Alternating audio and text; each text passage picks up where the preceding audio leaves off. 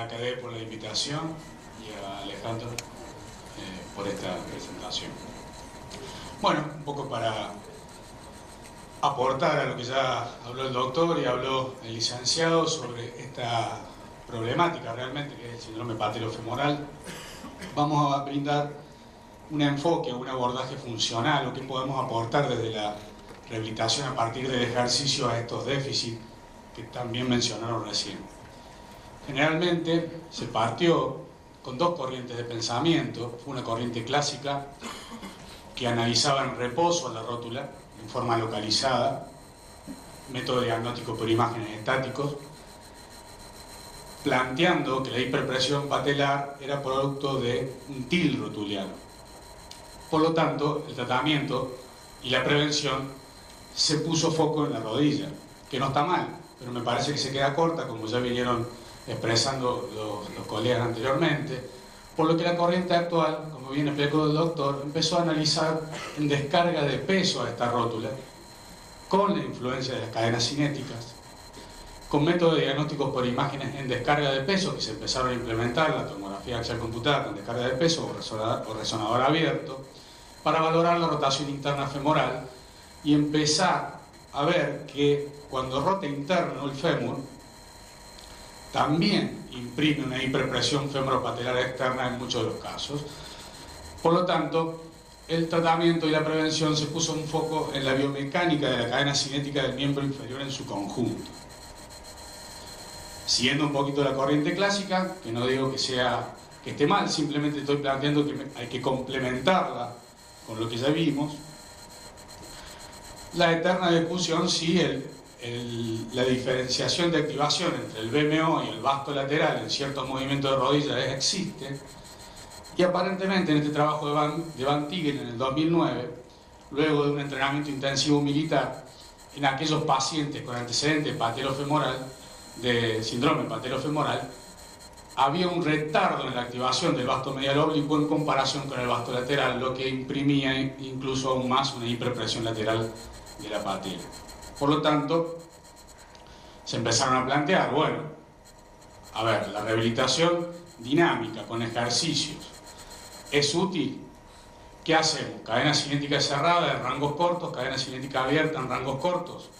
¿No hagamos cadena cinética abierta? ¿No hacemos cadena cinética cerrada? Bueno, Whitrow en el 2005 dijo que lo que realmente importa, que es en la clínica del paciente, lo que está claro es que un tratamiento activo es mucho más efectivo que el placebo, y que tanto la cadena cinética abierta como la cadena cinética cerrada evidenciaron mejoras en esta escala de Kujala, que es una escala o un score diseñado para patelofemoral, en la evolución clínica del paciente.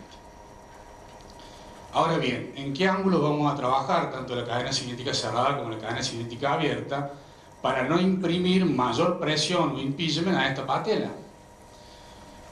Basándonos en los trabajos de Escamilla, incluso en otro trabajo de Escamilla que incluye la extensión de cuádriceps, estos son todos ejercicios de cadena cinética cerrada, el estrés patelofemoral se empieza a incrementar a partir de los 50 grados de flexión. Por lo tanto, para trabajar o tratar de normalizar esta relación entre vasto medial oblicuo, vasto interno y vasto lateral en la estabilización lateral de la rótula, debemos trabajarlo tratando de activarlo en cuádriceps, pero sin generar hiperpresión rotuliana. Por lo tanto, tanto en la fase ascendente como en la fase descendente, o en la fase concéntrica como en la fase excéntrica, en los primeros 40 grados de flexión. Hasta ahí venimos más o menos claros, se fue discutiendo mucho tiempo sobre este punto, pero bueno, como bien manifestaron los colegas, seguía habiendo fracaso en estos pacientes, en muchos pacientes. Entonces se empezó a hilar otra cadena de eventos que incrementaran la fuerza de contacto patelofemoral y desarrollar el patelofemoral pain síndrome, partiendo, como bien explicaba el licenciado, del pie, incluso un navicular drop o una caída del navicular, el incremento de la rotación interna de cadera, generar la hiperpresión rotuliana por rotación interna de la cadera, conjuntamente con la corriente clásica de los déficits de extensión o los déficits en el aparato extensor. Eso es lo que nosotros buscamos, ¿sí? La aducción más rotación interna femoral en ejercicios dinámicos o en ejercicios el cuerpo en movimiento, en cinética. Entonces, vayamos a la literatura. Esto es tan así, puede ser que la debilidad de los extensores de cadera, abductores y rotadores externos de cadera genere el síndrome patelofemoral. Una gran cantidad de autores, recientes trabajos de investigación, plantean que esto es así. ¿Esta debilidad es en todas las manifestaciones musculares o solamente es debilidad en excéntrico de los extensores, glúteo mayor, glúteo medio y rotadores externos? Otro grupo de investigación plantea que esta debilidad es en excéntrico, y si esta debilidad de los extensores, abductores y rotadores externos de cadera se transfiere a un déficit que incremente la rotación interna de cadera y la aducción, lo que incrementaría la presión de contacto patelofemoral. Algunos trabajos plantean que esto existe, sobre todo los trabajos de Sousa y de Powers, que plantean una correlación directa entre la fatiga del glúteo mayor y el incremento de la rotación interna femoral en corredores, ¿sí? En corredores recreacionales. Y algún trabajo reciente de Volga dice que esto no es tan así. De todas maneras, otro aspecto importante que me pareció destacar es que déficit de fuerza, como está bien claro aquí, que el grupo de intervención con síndrome patelofemoral tenía déficit de abductores, de rotadores externos y déficit de los extensores de rodilla, no representa déficit de activación. Activación mioeléctrica es una cosa, producción de fuerza es otra. Probablemente estos músculos debilitados le exijan al sistema nervioso central mayores niveles de activación para compensar la falta de producción de fuerza que están sosteniendo. Sí está claro que no está del todo definido, sí. La debilidad de los abductores, rotadores externos y extensores de cadera es causa o consecuencia del síndrome patelofemoral. A nosotros ya nos llega el paciente con el síndrome y con generalmente este déficit. No sabemos si es lo que genera o uno de los factores de riesgo más que generan el déficit. Pero esto es un dato importante porque nos va a permitir trabajar primero en la fuerza localizada de los abductores para después sí intentar integrarlos a la cadena cinemática funcional. Un test bastante validado actualmente, que es el squat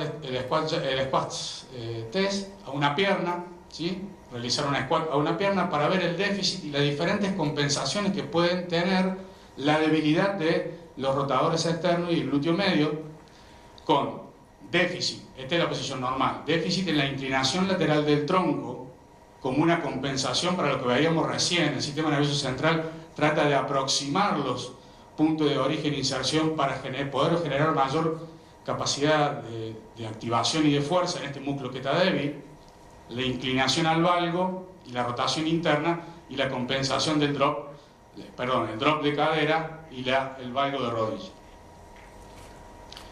En dinámico también se puede ver, no es tan difícil de verlo, con alguna cámara simple actualmente.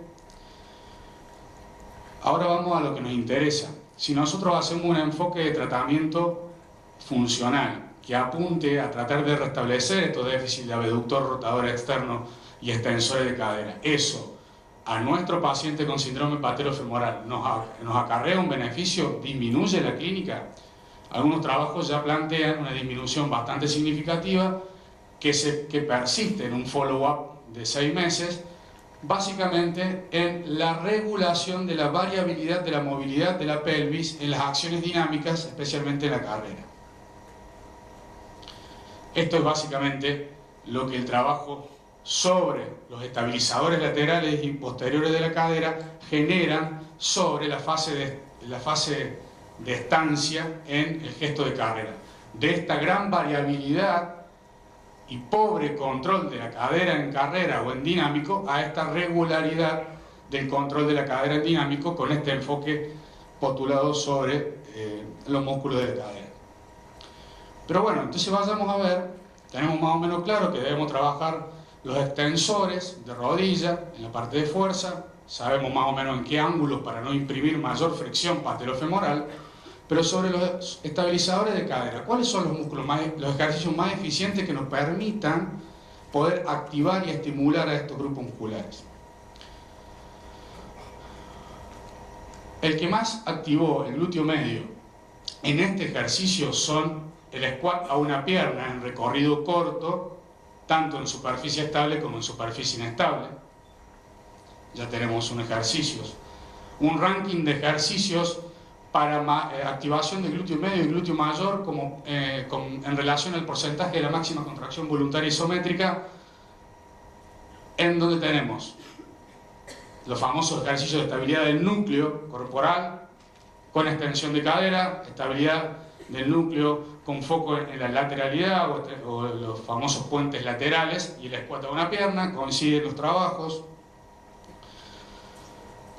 Surgió en algunos momentos en los espacios de rehabilitación trabajemos en descarga de peso, trabajemos la cinética, la cadena cinemática funcional, incorporémosle una sobrecarga externa a la rodilla que la lleve al valgo para obligar a los extensores, al glúteo medio, al abductor de cadera y a los extensores de cadera, conjuntamente con los rotadores externos, a estabilizar a esta cadera que está siendo forzada por un elemento externo a viajar al valgo. La verdad es que no encontraron una mayor activación del glúteo medio a partir de la inclusión de ejercicios con sobrecarga en la zona de la rodilla, sí en el squat bilateral con el incremento de la tensión de la bandita elástica para mantener la activación de los estabilizadores laterales de cadera en comparación al mismo ejercicio sin resistencia externa. Los otros dos, los que más activaron el glúteo medio, son los que no utilizaron sobrecarga externa en la zona de la rodilla. Con respecto a los step up y step down, bastante publicado y bastante sugerido en la literatura como parte de los protocolos de rehabilitación en síndromes patelofemorales, tenemos que establecer cuáles son aquellos que generan menor estrés patelofemoral para incluirlos dentro de la rehabilitación. Aparentemente es el step up, subiendo de frente, es el que menos presión de contacto patelofemoral genera. Entonces, en base a esta rápida revisión de un poco los enfoques y la línea de la cual nosotros nos paramos para poder plantear una propuesta terapéutica, planteamos 3 etapas con distintos objetivos. Una primera etapa, restaurar los niveles de fuerza de los músculos de la cadera y de la rodilla. Generalmente en esta etapa tratamos de corregir déficit de producción de fuerza con ejercicios aislados, analíticos, para estos grupos musculares.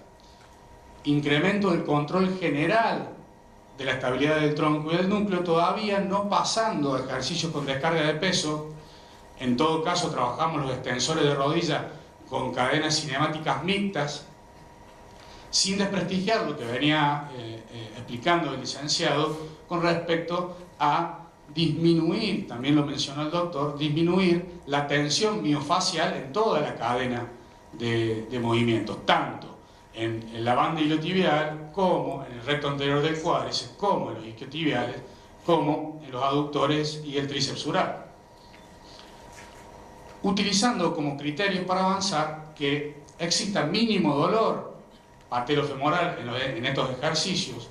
Cuando se logre generar el mini squat a una pierna sin dolor, poder progresar hacia la descarga de peso y que tenga un buen control neuromuscular en el step up sin dolor. Entonces, si pasamos a la activación del glúteo medio en cadena cinemática cerrada, si bien este ejercicio pareciera que fuera diseñado como cadena abierta para este glúteo medio, tiene un mayor impacto en los estabilizadores laterales de la cadera que está en apoyo, en soporte de peso, tratando de estabilizar esta cadera para que no viaje a la rotación interna y a la aducción horizontal, tratando de disminuir el valgo dinámico de rodilla y el incremento del estrés en la patela femoral. Entonces sí, una vez que tenemos músculos restablecidos su control de fuerza, que pueden producir fuerza, integrarlos al control funcional del tronco y la cadera. Incluimos estabilidad estática inestable del núcleo, porque sabemos que la superficie inestable en este tipo de ejercicio incrementa los niveles de activación, no la producción de fuerza, pero sí los niveles de activación. Trabajamos sobre la fuerza excéntrica de los extensores de rodilla, los extensores de cadera, abductores y rotadores externos. Seguimos con el programa de cadena cinemática cerrada, que el mini squat a una pierna o a dos piernas, o con barra fija, no dejan de ser ejercicios de cadena cinemática cerrada, siempre en ángulos cortos para disminuir el impingement a nivel de la patelofemoral. Integrar los ejercicios con descarga de peso. Continuamos con el mantenimiento de la disminución de la tensión miofacial en torno a la patela. No dolor y buen control ahora en el step down, o sea, control en el descenso del step, para poder pasar con menor dolor en la vida diaria a una etapa más agresiva si nos tocan deportistas, y empezar a trabajar sobre sí step downs, que para nosotros creemos que son los más estresantes para la patela, estabilidad dinámica de diferentes formas, tratando de que esta estabilidad que nosotros pasamos a trabajarla en descarga de peso, pero en estático, se transfiera en cada apoyo, luego en descarga de peso y en estabilidad dinámica. 2 minutos, Gustavo. Sí, estoy terminando. Nosotros utilizamos algunas opciones de escala de monitoreo para poder valorar el monitoreo del paciente, similares a las escalas VISA para monitoreo de tendinopatía aquiles y rotuliana. Algunas bastante interesantes que me parecieron más aplicables, que son la Patellofemoral Pain Syndrome Severity Scale, la escala de Kujala, pero la que está asociada a acciones deportivas, porque generalmente nosotros trabajamos con deportistas, y en el peor de los casos la utilización de la simple escala VAS, la escala visual análoga, en actividades funcionales o en test funcionales, para poder establecer un control y un monitoreo de la evolución de este paciente a medida que pasa por el programa de ejercicios. Bueno, nada más concreto y conciso. Muchas gracias.